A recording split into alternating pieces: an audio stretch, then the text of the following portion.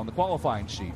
And here comes the final pair in Pro Stock action. It's Eric Latino, your current number 1, coming into the session, and Greg Anderson, who is number 2, coming into the session.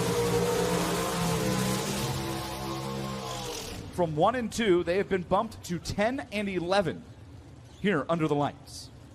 Jesse, that is Eric Latino's company. DPFXFit.com is one of his others. Eric is a businessman who has his hand in a lot of cookie jars. Very heavily involved in the emissions business. Diesel vehicles. He hails from Canada, spends most of his time in North Carolina now. And Greg Anderson, who spends most of his time thinking about how he can make his Pro Stock car go quicker and faster. And he's been thinking that way since, well, about the time he was old enough to figure out what a Pro Stock car was. HendrickCars.com, Summit Racing Equipment, KB Titan Chevy Camaro. The 5-time world champion, now has over 100 national event wins.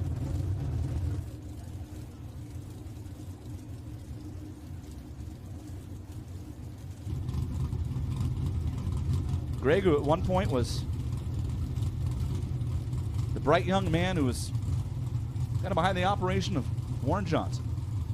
Crew chief on that car and helped pilot Warren do a lot of success. Was able to jump behind the wheel of the race car, proved just as adept at driving it as he is at tuning it. 969 Eric Latino. Can he go knock Erica off the top? 6:51.8209. The answer is no.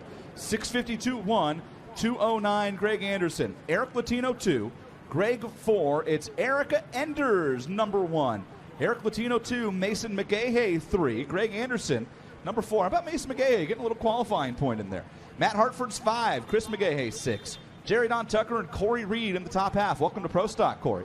Troy Coughlin Jr. followed by Jake Coughlin Jr.